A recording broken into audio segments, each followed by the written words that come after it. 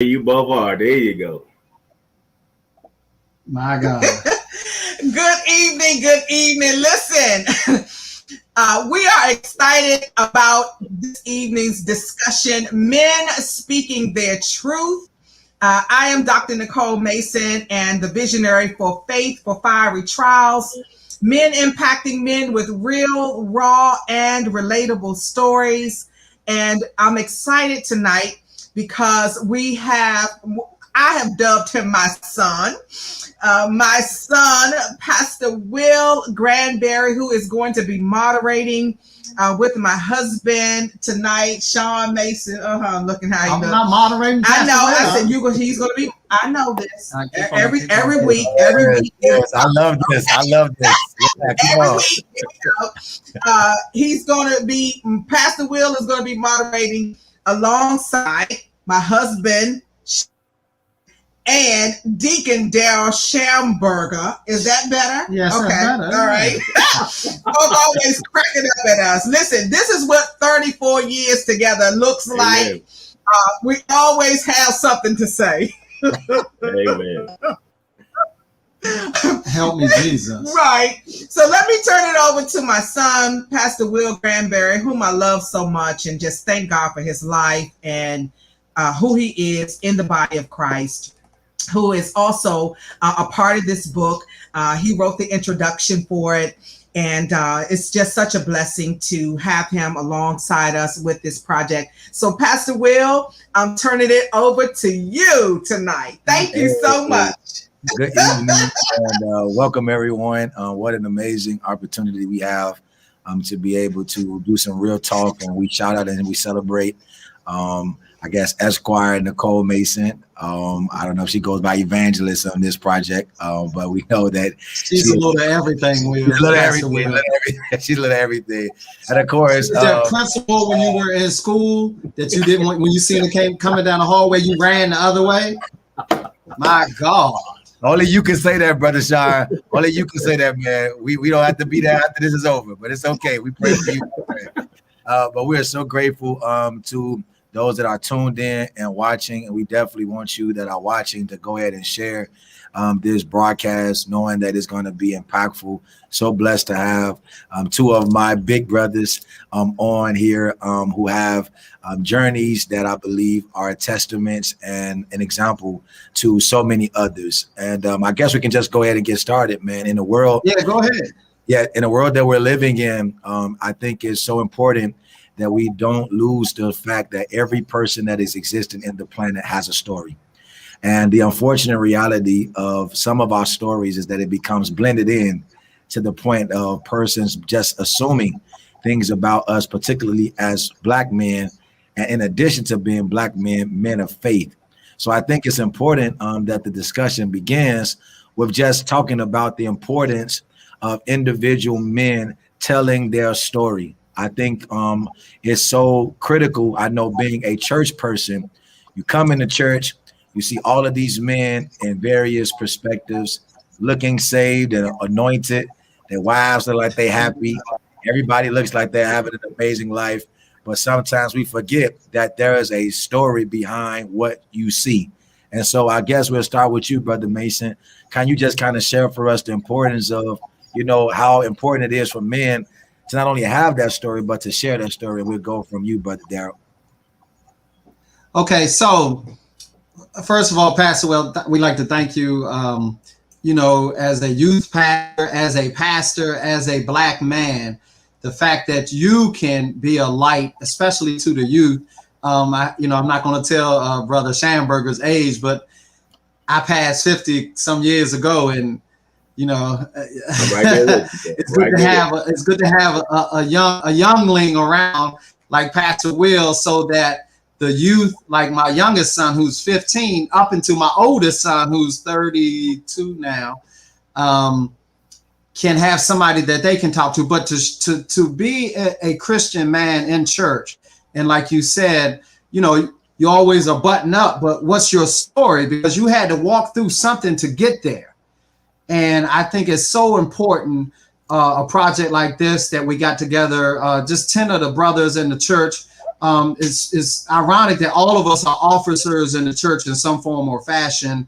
Brother Schamberger being a deacon and I'm a trustee, that we get to tell our story, and we let not only the people inside the walls of the church, but it could reach out to the outside of the church and help bring brothers and sisters also into the light of what God is shining on us and what he shines on the world.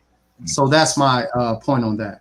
All right, that's dope, man. Brother Daryl, I'm not going to say your last name because I saw your wife on the line. Schamberger, I say it for you, man. I saw the wife on there. So I'm just going to say, Brother Daryl, Deacon Daryl, what's your perspective on the issue, man? Well, first and foremost, I'm just so excited for this opportunity. I know we're blessed to be a blessing. This will be a tremendous blessing. Pastor Will, as I have seen you move from afar, how I've observed you and how you impact your contemporaries, and how a father of a daughter, and I can just encourage her to there is a man that she can relate to. You know, I mean, it's not everything. Everybody can't be, daddy's age, so I just thank you again for your example. But I love what Sean brought up, because I'm a firm believer there is strength in unity. You know what I'm saying? And the fact that not only are we coming together as men, but a lot of these brothers in this project, I've had the opportunity to either serve with or view them from afar, but they have blessed me tremendously in my life. So once again, if we're blessed to be a blessing, why not tell our stories? We all have a story to tell. It's uniquely ours. There's an opportunity to open our mouth and speak on it. Man, I'm hyped that y'all got that out, because we can get to some raw stuff now that y'all okay to tell your story. And I had an opportunity to be a part of the project, and some of the things that, just saying some of the references of some of the particular people that I look up to, man, and you would not know what you have been through just by looking at you today. And I think that sometimes, let me come on behalf of sons everywhere. And I want you to not just come from the angle of me being a son, but I want to talk to the son in you. And I want to kind of deal with that journey of what that was like, and you taking the step to not just have that story, but be okay to share it. Because Daryl, you mentioned about the fact that the story needs to be shared. But I guess my question is, what brought you to that initial moment where you felt comfortable? Because being men, we're most private. We deal with our stuff on the road. We don't want nobody in our business. So let's start with you, Daryl. What brought you to that point where you were okay to share what you shared in the book, man, and what people have to look forward to reading? Well, you described me. I mean, I know I have a lane. I know I'm comfortable in this lane, and I'm not willing to be vulnerable. And that was selfish on my part, because I'm just thankful for Elder Nicole to reach out to me like she did, because in my first reaction was, no, someone else can take advantage of the opportunity. I said the same thing. And I was like, no, there'll be someone else. But she was like, just show up, come to the interest meeting. And I just prayed about it. And I thank God for my wife, because we kind of went back and forth. And we had just experienced something together. And then there was other stuff I was trying to write about. And I was like, well, I don't need to write about this. I don't need to write about that. But just to kind of go back and forth. And it just got to the point where, this needs to be discussed. This definitely needs to be discussed. And the willingness, and I mean, between my wife and my daughter and my proofreaders, and going back and forth. No, you can take this. I'm like, hold on. It was just an amazing process. It was an amazing process. And Nicole Mason was the genesis to all this. So I'm just incredibly thankful. Amen. Go ahead, Brother Sean. Thank you for that, Daryl. Okay. Well, Pastor Will, earlier I said that Dr. Elder Nicole Mason Esquire is like the principal. And Will, I don't know if you've been following these stories we've been telling, but we call this the barbershop talk. We're in cross cuts. We sit in there, and Russell and Ernest, and we sitting in there, and the topic comes up. So Elder would not let me see anybody else's chapter. That's one. She proofread my chapter and lit it up so much Hey, Will, let me tell you something. And so, and I'm a Howard graduate. I'm an H. I love Howard. So can't nobody say nothing bad. HU for life. Can't nobody say nothing bad. I'm sitting there saying, I got a degree too. You ain't the only one who read it. Man. Hey, Will, if it wasn't for my age, I would have went and slept on the couch. But once you get up there, it's hard. It's hard to go up and down them steps at nighttime. So I'm like, I'm gonna let her have her way. But I say that to say, there's so many stories that have been birthed, and there's so many tests and testimonies in men, in Black men especially, that we got away from telling those stories. You can go back to the early days, even in the Bible, where the men would gather and they would talk around the fire and they would tell the story. Even the story of Jesus was told before it was written. It was told. So we got this collaboration of men together, and we said, it's no different than being in a barbershop. Let's talk about it. You, Sean, you tell your piece. I guarantee you your piece can touch Daryl, and Daryl's piece can touch you. And we brought in the other brothers, and it's going to be a dynamic project. This the oral history of men telling their story is what kept us all alive all these years. Somebody had to teach the fishermen how to fish. So I'm gonna leave that there, because Pastor Will, you can preach. I can't preach. It sounds like you can preach. It sounds like you can preach, and you have no choice but to preach, because not only is your wife a lawyer, she's also a preacher as well. So I'm sure that you get it all in that house. That Mason house is something else over there. That's why I can't win nothing. I don't win nothing, man. Shoot, I can't beat her in Uno without her, bringing some legal statistic. The rules say you cannot put draw 4 on top of this. I can't win nothing. Wow. Look, that's a good segue, because Sean, what you're saying is so amazing, because you're speaking of a healthy dynamic between a strong Black man married to a strong Black woman. And you're looking at now the dynamics that we're looking sometimes because of men's stories, the lack of vulnerability. Sometimes you can see our brothers kind of looking at a different perspective of how, the ways that she's older, I see her really sad. But you see how there's a kind of a shifting happening within the fabric of our men. There's an attack on masculinity. There's a lot of areas that we're struggling with. And so let's speak to some of the aspects that you took as a brother to survive. Let's deal with that, right?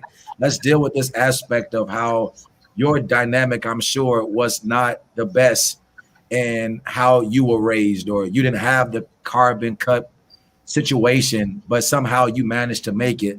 Can you just kind of introduce to the audience just a fragment of just your story? Because again, to be with the women that you have, both of you, strong, powerful Black women, requires a strong brother to be secure within themselves, and yet be emotionally available. So we're not going to just assume that y'all were born this way, but kind of give us some perspective. Again, we don't want you to tell your whole chapter in your book, but kind of let us introduce a form so that individuals can know that to survive this fiery trial ain't just coming from just waking up in the morning, but it's taking some work. So can you show us and take us through some processes that you have to work on to get to where you are today? Either one of you guys can start off. Daryl, you can go ahead. You start it off. Well, for me, I would just like to shout out my parents. My father was an outstanding example for me, and my mom and dad's relationship. But more importantly, when I met Nicole and we were courting, and I knew where our relationship was going. His wife's name is Nicole, guys. Oh, right? Yes. I know nobody knew watching it, but seeing some type of things going on here. Amen. Go ahead. Amen. Thank you for that. Hey, it's all good. What was valuable to me is the example of my parents, and knew that I wasn't practicing at getting married. It was just a one-time thing, and our church, Greater Mount Calvary Holy Church, offered counseling. We weren't engaged, but they allowed us to participate. And I thank God for the counseling because it allowed me to just work on myself to be the man that she needed me to be. And from there, not only were we friends coming into a relationship, but we had that backbone, and it just allowed us to blossom and take its natural course and prepare us for the fiery trials that we face today. Wow. Shout out to that, man. You mentioned counseling. A lot of Yes, brothers Lord. go that route. Yes, Lord. John, you talk about that.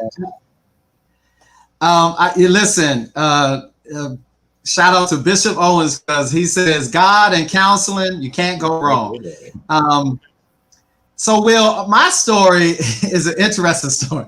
So I met Nicole Howard University, 1987. I'm playing basketball at Howard University, Will, and neither one of us are saved. I mean, literally, on Sunday, I wasn't going to church. I was going to play basketball. Now, where I came from the night before, I have no idea because I can't remember back that far. But I'm sure if you let Elder tell her story, that's what led to the chapter that I wrote. I was faced, you're talking about fiery trials. I was raised by men. I was into sports. My father was around, my grandfather, my uncles. These are men's men I was raised around. And they all loved their wives and loved their women. But I acted a fool. I wanted to go away from the positive training that I was given. So that led me, a little bit of fame and a little bit of basketball, and I smile got me in a whole bunch of trouble. So Nicole and I were fortunate that we had an opportunity to grow together. So we were, the word came up earlier, vulnerability.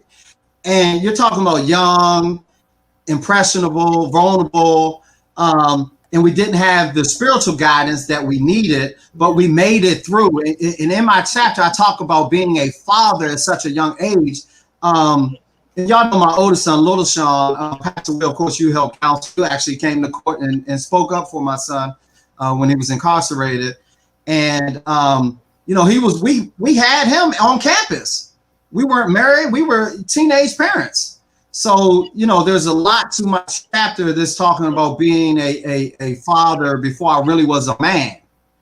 So that was what led to me, really talking about the fiery trials that I had to go through, which we went through together as not only husband and wife, but, boyfriend and girlfriend and parents. Man, y'all, so that's y'all, man, y'all don't know that y'all, like, this is like, I can do this all night because I feel that so many times culture has handed us a version of masculinity that our young people has to just receive. And the unfortunate reality is that we focus on young people a lot, but we forget that there are some older people still living like they're young too. And there's a mandate for brothers, as you guys have boldly stated, to be able to testify of your story so that we can bring a level of liberation, direction, and connection to this whole narrative. So you said the areas from being a father and a man, two distinct realities, right? Absolutely. Like let's deal with that aspect because again, I'm always interested in not just fathers, but the son within the father. So let's deal with how you were raised. And did you have all of the necessary connection with your father to make you a man, or did you have to just become a man from life's purpose? Like, and I know this may not be all in your chapter, but let's just deal with your life in general that brought you to that chapter. Go ahead. Okay, well, I'll leave this one, Daryl. So I had the tools, I had the people surrounding, I had the culture around me, I had the support that I needed. But being raised old school now, I was born in the 60s. So, my father, my grandfather and them, they tell you that the stove is hot and you touch it, you're going to burn your hand. Guess what? They're not going to say it but one time. Now you go touch the stove and then they're going to say, I told you so. So, life leads you in a direction that could take you a long way around. And the funny part is God is your support the whole way through. Amen. But you may not know it. And Daryl, you know, we talk about, because all of us have talked together, we prayed together, and we've been on men's retreat. But I really didn't have, you know, Will, you touched on this modern day connection with the young men and young women. I didn't have that emotional or that spiritual support where my father made me go to church. You know, my father was the breadwinner in my family, and you know, he worked two jobs. If he didn't work two jobs for 40 years, he worked them for 50 years. And, you know, he was in the military, and, you know, I can go into his story. He was such a great story, great man. And, but he, you know, he had to teach me right from wrong, and he had to teach me, you know, how to fish early. And it was up to me to either eat up all the fish at one time or realize that, you know, I had to keep going and keep going. So I had my trials and my tribulations at an early age, which was on my behalf. I'm the one that jumped out there and didn't really follow the format. You know, you get married, you have children. Not have children, then worry about getting married later on, or not have children multiple times by multiple women, then get married later on. And that's what I did. So you know, I had to learn, I had to fight through all of that, and I had to grow through all of that. So I was that father, but the manhood training was there, but I jumped around steps. So that was on me to pick my, you know, pick my bootstraps up and go from there. Man, shout out to you, Sean and Daryl. I mean, we're hitting some, and we're still early in the segment, but it's amazing how sometimes people neglect that transition, that age doesn't qualify a man, right? You can be 18 and you could have a baby, or 35 and have a baby, and still maturity wise not be connected on a level of, you know, a level of maturity emotionally and socially. So like, talk about that transition, Daryl, like, because a lot of brothers are still stuck because they didn't have an opportunity, maybe like Sean, to have that circle of those tools. Somebody was born to a father that wasn't present and had to kind of navigate and piece together what they thought manhood was. But what's your journey like in terms of transitioning between that aspect of being a man, being a father, and trying to kind of have peace in between? It's interesting when I hear Sean's story and how it so closely aligns to mine, to matriculate to Washington, D.C. I'm going to attend Howard University, you know, handle my business, didn't do what I needed to do academically. And my father's like, we didn't pay for you to come here and bring home these grades. And he's like, you coming back home, you're going to get a job, and you're going to handle your business there. Now, at the time, my parents had moved from Philadelphia to New Jersey. So they're getting established there. I'm already established in Washington, D.C. I'm going to handle this. I'm going to get a job. I'm going to work my way through school. You know, after that first semester, the financial aid's not kicking in. Lo and behold, I'm dropped from the roster. You know what I'm saying?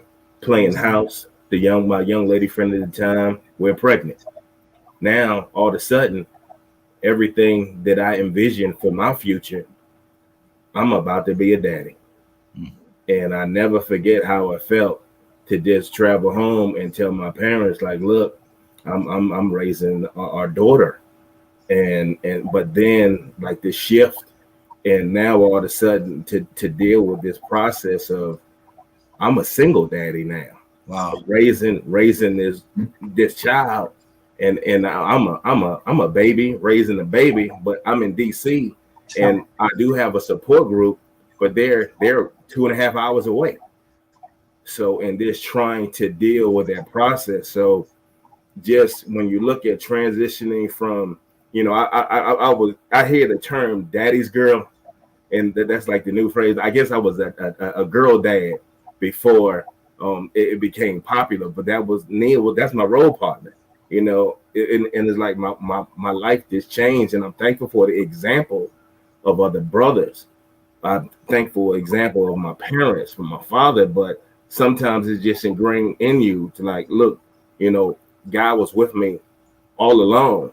It wasn't a coincidence. This was God like, look, this is how this needs to go down, Daryl.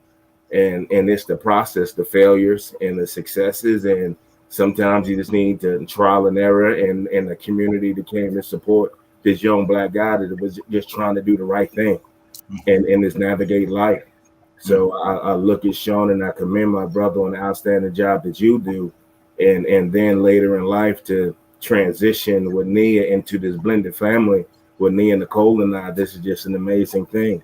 But just the community that was there to help me get to this point, it was wonderful. Man, like I want to commend both of you guys. Pastor Will, Go ahead, man. Go ahead, Sean. and let me touch on this, Pastor Will. You know, the younger men, especially since this is men's rap and we're in the Bible shop, younger men really have to think about the responsibility of being a father, from, like you said, at 18 on, even when you're 35. If you're not a man at 35, being a father is an option. You should realize that you have to be responsible, not only for you, but for the child. And if you're a godly man, you get married first, then all the fruits of the labor, I guess I could say that officially on whatever we're on, the fruits of the labor come after you get married. But it doesn't always work like that. But you have to protect yourself. You have to protect the woman that you're with. You have to protect the future of that child. So you have to be mature.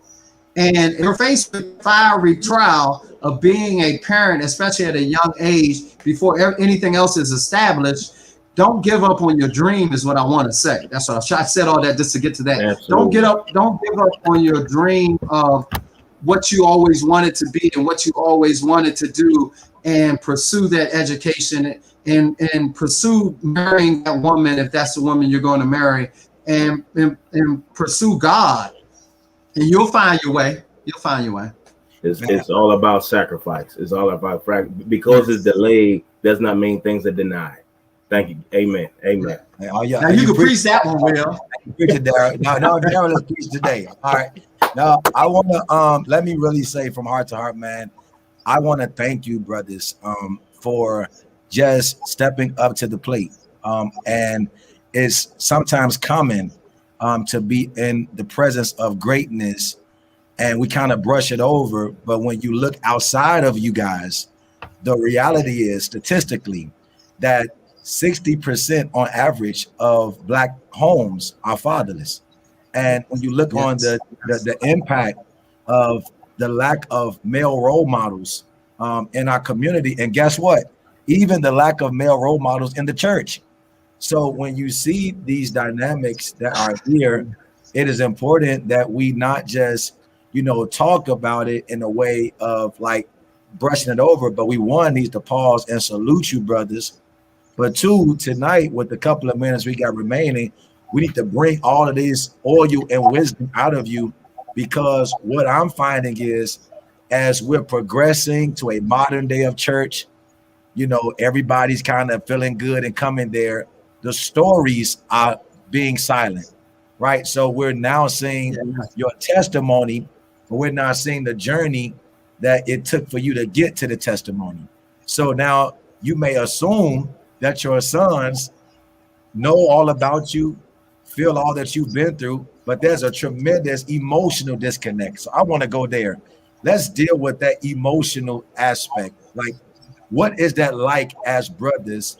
And how did you come to a point, Daryl, you said you had a daughter, right? And that requires a level of emotional access that typically wouldn't be given as sons. And I could just speak for myself. Sometimes growing up as a namesake to my father, being a gangbanger, it was very hard to relate.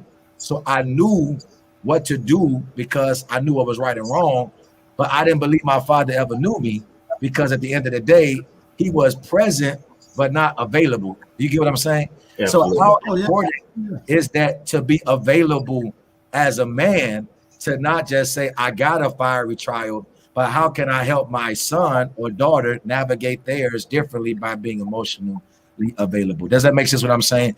Can you speak to that? Well, go ahead, Gerald. when we talk about everything, kind of goes back to my father. I mean, to this day, we don't hang up the phone with each other until we say, I love you, or love you, talk to you later. You know what I'm saying? Just to give a hug. So it's just, and I think just paying that forward, just with other brothers. I mean, allow myself to be my authentic self. I only know one way to be.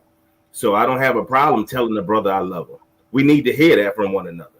When you reference my daughter, that's my baby. That's my little bit, and that's my heart. So to harken back to like different stuff that we've been through, and just to kind of prepare her for what she's going to face in life, but also model what she needs to pursue in terms of a man.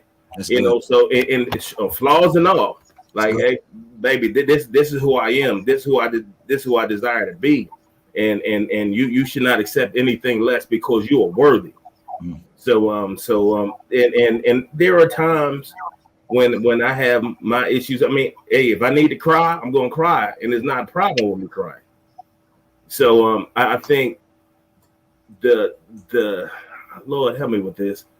Too many brothers are too rigid. We need to be more pliable and stop falling for what the world would perceive us to be, soft.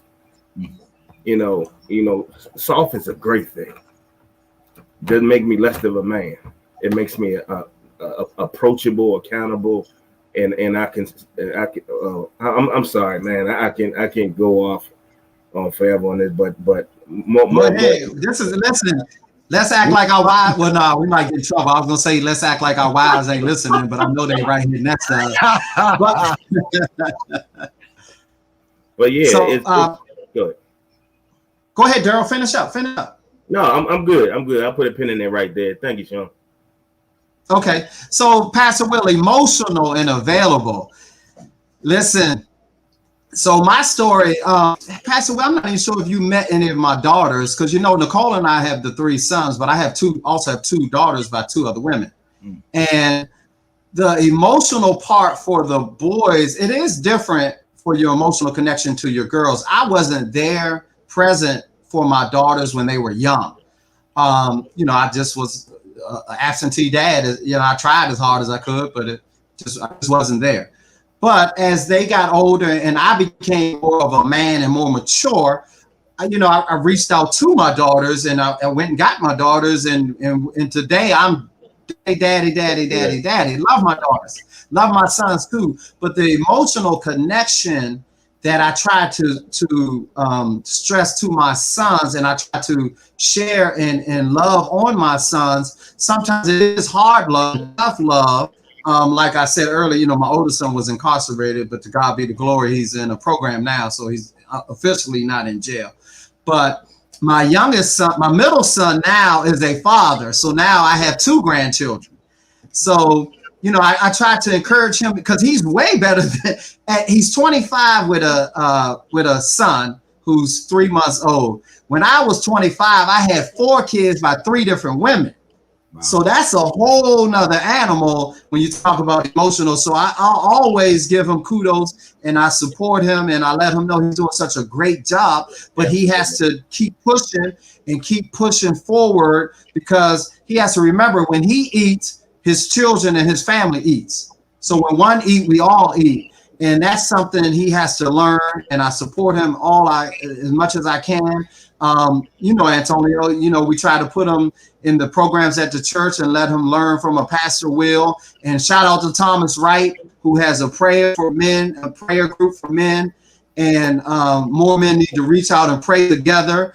And I always love the fact that the deacons will go over and help Pastor Will and the ladies with the youth because we needed more men than just Pastor Will over there preaching his soul out to youth and the young adults, and then we had the younger kids that still needed help. So shout out to Paula Wright too for taking care of the younger kids.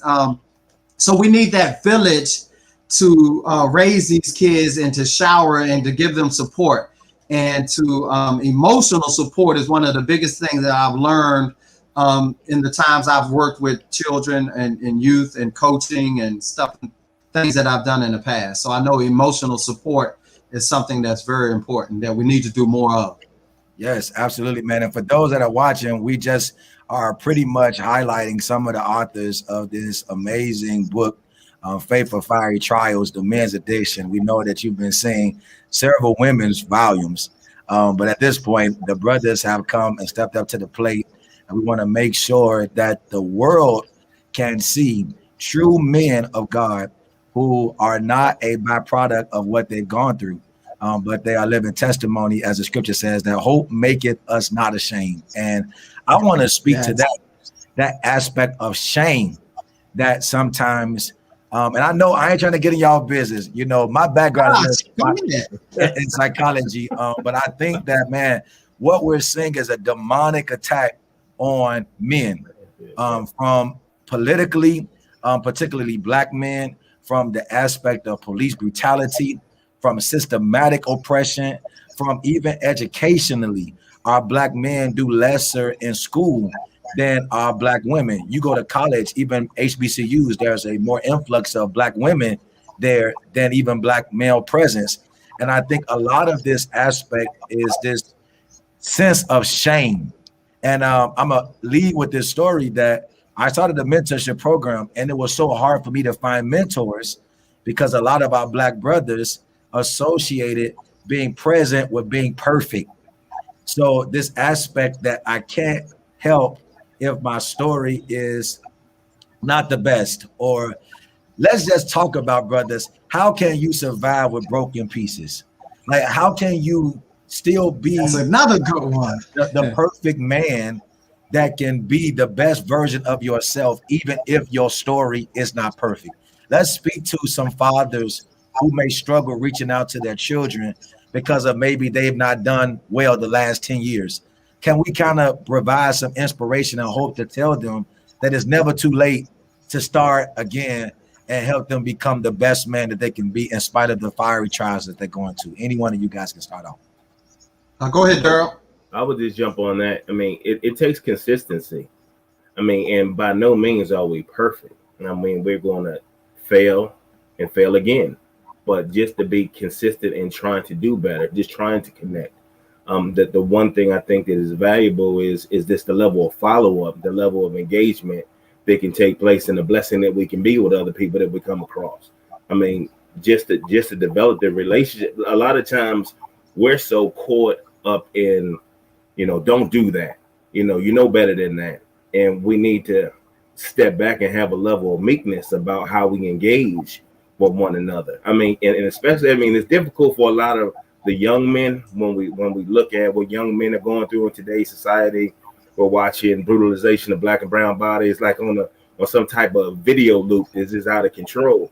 But I would always say, take it in moderation. You want to educate yourself. You want to be knowledgeable about what's going on in the world, and don't fall for a lot of the traps that's going on in today's society.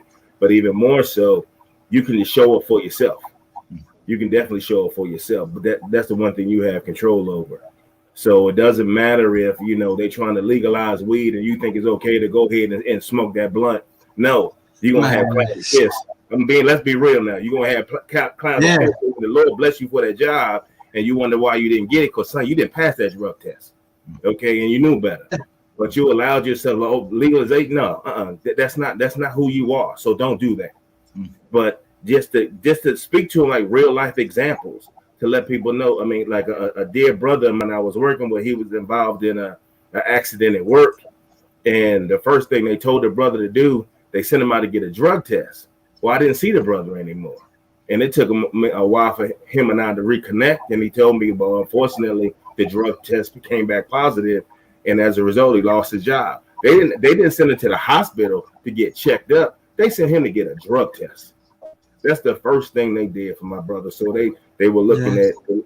It's just certain things, certain traps in society that you can fall prey to. And we know better if we share our stories with one another and just be consistent once again to check on one another to make sure we're okay. Man, that's powerful, man. Go ahead, Brother Sean. Okay, Pastor Will, you talk about broken pieces. Daryl Schamberger touched on something. You see behind me, Nicole's her tagline: show up great. no matter what the situation is, this is my preaching to young men. When you're a young parent and you're a young father, you could be broke down to the floor, but show up for your kid. It took me years.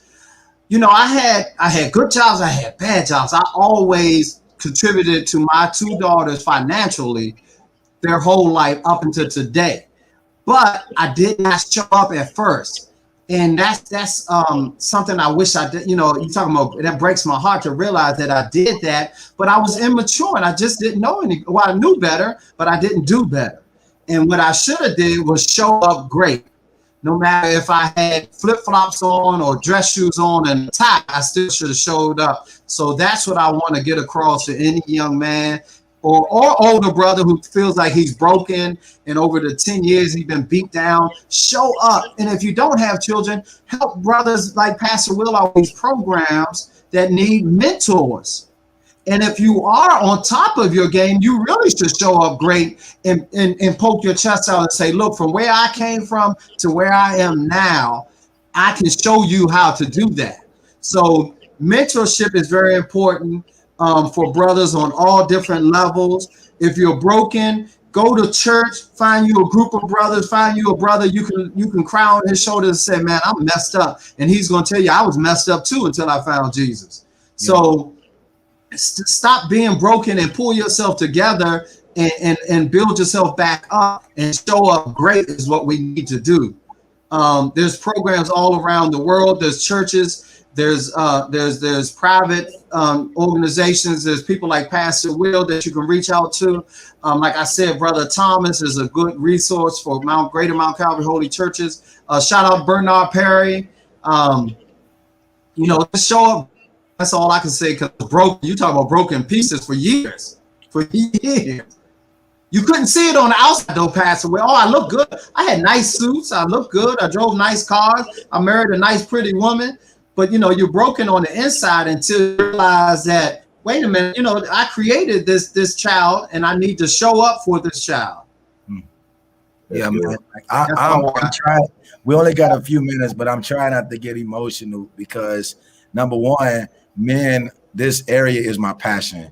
And, we speak a lot to the young people, but I know that these same young people become our fathers, become our grown men. Yes. And they take off because they become older persons. But if we don't show up and if we don't provide presence to this community, then we're going to allow them to be able to be secure in themselves. And so I think the closing thing we can talk about is that it's apparent that you've come from a fiery trial, but life is full of fiery trials, right? Yes, so yes. I guess my last and final question that we can discuss is, how do we encourage other men to prepare themselves for the next trial, right? It's one thing to come out of the trial and feel like everything is now peaceful. You got the house, you got the wife, the kids are decent, but we know that the enemy ain't just gonna let you live your life, bro. Just aim free. Life ain't just gonna just afford you any pleasure of living without any trials and frustrations. So I think it's important that we kind of bring that wisdom or pay it forward to just kind of hint out some maybe some potential hindrances our brothers can look out for as they're going through this year. Now the country's opening back up.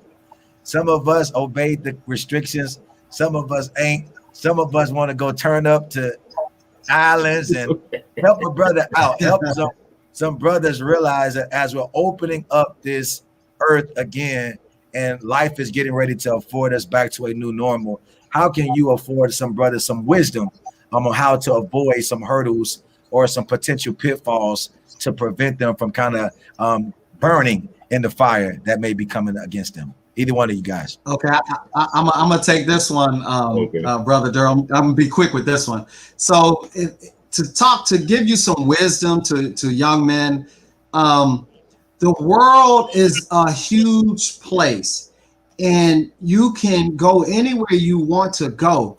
But when you get there, make sure you have some form of balance. Make sure you have some form of principles to follow. Make sure, religion is a big part of it. And if you've never had any leadership or any role models in your life, seek out some form of mentorship, some man, some brother, some Barnabas, somebody, a Silas. I'm trying to get the bishop's a word in my head. That's always stayed in my head. Timothy. Yes, we sir. need one of those three. We got a preacher in the house. We got a preacher in the house. Shout out to, coming out, Daryl. Shout out to Tony Pender, because let me tell you, I was glad Bishop saw in me to call me back to being a trustee, because I could not be up on that pulpit. So let's cut all of that preaching stuff out. But that's all I want to say. You need to look for somebody like that can help you if you don't have it already. But if you feel like you're mature enough that you can handle this world, then have fun, but just be careful. That's my advice and my wisdom. Go ahead, Earl. The most important thing I would suggest to just anyone, I mean, young or old, we need accountability partners in our life. And if someone is agreeing with every action, every move you make, you need to find someone else, because what winds up happening is we surround ourselves with too many like-minded yes men that won't hold us accountable, won't check us when they know we're doing wrong or about to do wrong. So I would just encourage you, my brothers, I would just encourage anyone and everyone under the sound of my voice. We need accountability partners in our life that will hold our situations in confidence. Yeah. I mean, because I had a situation where I confided in someone and I was hurt that my information left him, but I chose to run my mouth to this brother. Right. But I was prayerful, and God answered my prayers and sent me other brothers that I could confide in, and it's just a beautiful thing. So we need, just like this book is a community of men coming together, sharing our stories. We all need a community to keep us accountable, to don't fall for some of the situations, the plots and the traps of this world. So that's what we need to do. It's vital. Iron sharpens iron. Amen. Yes. Any brother watching, yes, sir. If you're trying to avoid temptation, if you're trying to live holy, you're trying to be the best version of the God man that God has created you to be, you cannot do this alone. One of the blessings about the fiery trial is that you don't have to walk in the fire alone, that there is not only you, but somebody's with you. And man, I'm so excited that these brothers have written these chapters, and there's so many others that you guys have to purchase the book to kind of read in. Now, guess what? This is not Wendy Williams. This is not a tell-all. They're not weaponizing that stuff. No messy stuff happening, but it's a powerful thing to see Black brothers speak on their truth. And guess what? When you speak on your truth, can't nobody weaponize it against you. It is your story, and I'm so excited about what God is going to do. And the last thing I'll say, from my perspective of wisdom, to any brother watching, I feel it so strongly in my spirit. You got to forgive. Somebody, I feel, is looking for forgiveness from the same source that hurt you. Your father didn't do well with you. Maybe it wasn't the best thing that you could have ever done in your life, but you got a choice to either let that take you down and let you continue to be destructive in your decisions, or do what Brother Mason said, which is to show up great in spite of what cards you've been dealt with. So forgive. Brother said be accountable. Another brother said go ahead and step up to the plate, and let's make our fiery trials not burn us, but produce us to be the men of God that God is calling us to be. So again, we are so excited about what God is doing in this season. Shout out to Pastor, Evangelist, Elder, Esquire, all thanks to all men, Mason, for taking the charge and being the champion, the light. And guess what? I believe in the spirit. So many other men are going to step up to the plate to tell their story, not just for the sake of a platform, but for the sake of the purpose of the sons coming behind them. And community is going to be blessed because of you, brothers. And so again, thank you for letting me be a part. I'm in Chicago. Thank you, Pastor Will. As ever, but I'm grateful to be a part and connected to my DC family, and still a part and believing that God's going to do great things in this season because of brothers like you. So you guys be blessed. Back to you, Elder Mason. It's on you. Elder Mason's about to come in, so I got to be quiet. I can't say nothing else. But Pastor Will, we do love you. Chi-Town, what's up, Chi-Town? Don't start all that. Don't start all that shout out. Don't start all that. Okay, can I give one shout out? Alvin Owens, my prayer partner. Don't start all that shout out. All I that. love you. Go ahead. Alvin, hey, let me tell y'all something. Me and Alvin Owens, we back there in the trustee room. We start out in the morning praying because we know what we've been through that week. We got these kids, we got these boys that we love. So shout out to Alvin Owens. We love you, Alvin. Thank you. Steve Osbrooks, my man. Okay. Hey, you. Hey, Will, you my witness now. She hit me. Call Tony Keith. He's our marriage counselor. Let me tell you something. I love it. This is why the wives are coming on here. We're going to be up next to talk about y'all, all right? And we're going to be right there listening and inputting. Okay. Or is that the right word? Yeah, that's the right word. Yes, baby. Bless you. All right. Mm-hmm. So let me just say a big thank you to my son, whom I love so much. Yes. And I so appreciate the God in you. From the first moment you came to our church, I loved you. And I thank God for you and just for all that you do and all that you mean to the kingdom. And so we're going to be having our book launch on June the 22nd. So mark your calendar, Pastor Will, because you know I'm going to be calling on you to be a participant in that. We're going to be sending out the link so people can register in a couple of days to join us on June 22nd for the book launch between 2 and 4 virtually. Yes, it's going to be powerful. And we know that this is the beginning of something amazing, just amazing. And I'm so thankful and so grateful to God for all that he has done and continues to do with this project, even before it has launched. We have so many people that are reaching out. We have some magazine articles that are coming out on the men, some media opportunities. It's just going to be amazing once this book hits. And to Pastor Will's point, if you are watching this and you're a man and you want to share your story, please reach out to me because we are indeed beginning to work on volume 2, even as we are winding up Not volume 1. If you have a story, brother, thank you for reaching out for volume 2. Oh, okay. I did my volume. Thank you. You all will be mentoring the people that are coming up next behind you. Thank you, that's sir. good. Pastor Will had Okay. challenged us to mentor, and we will mentor. Oh gosh, let me tell you. I'm not writing anything else. I'm Thank mentoring. you, sir. Let me tell y'all, this one has worn me out. This is what 34 years does. Okay, Right. 34 years strong. Right. There we go. This is Pastor Will wasn't even born 34 years ago. Oh, I was actually. I'm 35. So he was a baby. All right. So we thank you all so much, and you all can see what all that I have had to endure behind the scenes. Okay. And so we thank you all for joining us. And again, the book launch is June 22nd, Saturday from 2 to 4. And you can purchase your books once we launch with any of the co-authors. Purchase your books directly from them. And we know that you have a story because, as Pastor Will said, we all have a story. And now is the time really to share your story so that you can bless somebody else and really serve as the key to somebody else's deliverance. That's what testimony is all about. Serving as the key to somebody else's deliverance. And so that's what we are inspired to do. That's what we are being very intentional in doing. This was very personal for my husband and I, as he talked about our oldest son. God has been very gracious to our family, and we're so thankful to God for that. And I too want to thank you, Pastor Will. My son's heart was touched tremendously by your presence, you and Bishop Owens, for showing up for our family. Show up great. Never be able to repay you for that.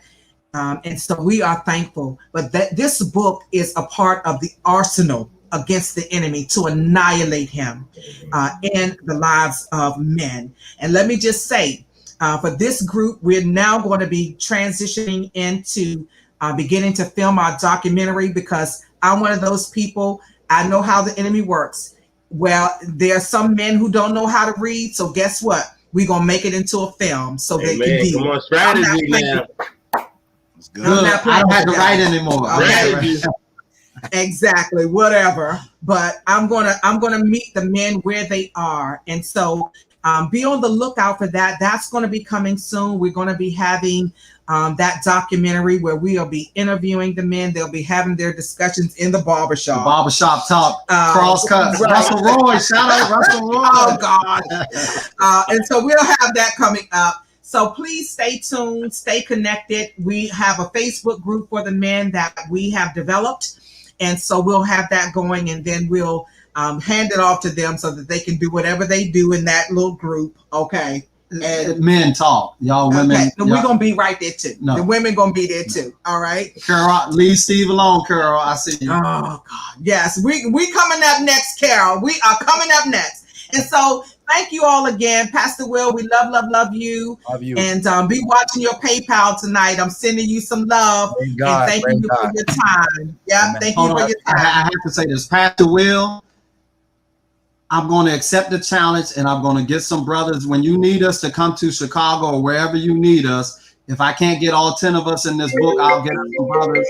And if you need us to come help you, to do whatever we can do, you always are family, and we will. Hey, now I'm holding you to that.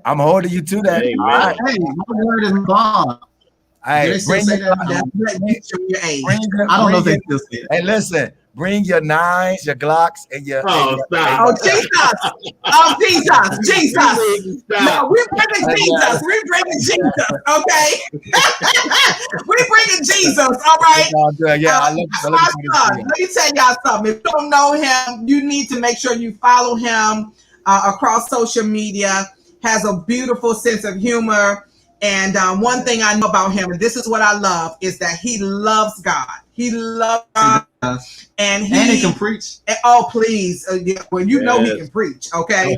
He can preach. But not only that, this is what I so love about you, Pastor Will, is you have put the love of God into the hearts of so many young people just by your down to earthness. Okay, I just made that up. But anyways, being down to earth and really being approachable, really being able to connect with them, and not, so high in the sky with your spirituality and degrees. And he's degreed now. Yeah. But that's one thing I love about y'all. Can be blessed. Y'all can be blessed. Yes. And that's what I love about you. And I know that if I call on you, you always try to make yourself available, and I really appreciate you for that. So we definitely love you, and we'll be in touch. And we are so thankful for this book that's coming out next month. And let me tell you, it is going to open up so many opportunities for men to speak to men, and that is the goal. So God bless you all. And thank you so much for showing up with us tonight. The ladies are going to be up, and we'll be sharing more about that. But we are going to be talking to the wives. We want to hear from the wives' perspective, supporting our strong Black men, particularly. That's going to be fiery. That's going to be fiery. That's going to be fiery. Hey, Sandberger, we're going to crash. We're going to crash their party. Yeah. These two Nicoles that we got going on. That's right. It's going to be fiery. But we really want to have a conversation about supporting our men, particularly as it relates to some of the things that men have had to go through, had to endure, and continue to do so, and how we stand beside our men, how we war in prayer for our men, how we speak the word of God over their lives and over the lives of our children, and just what that means to be a woman of prayer, a woman that does not play with the devil. You just can't walk up in my house and do anything, but that'll take me into a whole nother energy. That's the preacher. That would take me into a whole. That would take me into a whole nother energy. Okay. And so please stay tuned. Follow the co-authors in this book and join us for our next installment of Men Speaking Their Truth. We'll be back, and we're definitely going to have Pastor Will back as our moderator. And Pastor Will, we got your back, brother. Love you. Awesome. Love Awesome. y'all. Yes, sir. Yes, sir. All right. Take care, guys. Have a good Thank you night, so much. everybody. Thanks again for joining us. Love God you bless all. you all. All right. Take Love care. y'all. See y'all later. Bye-bye. We're good? Yeah, bro.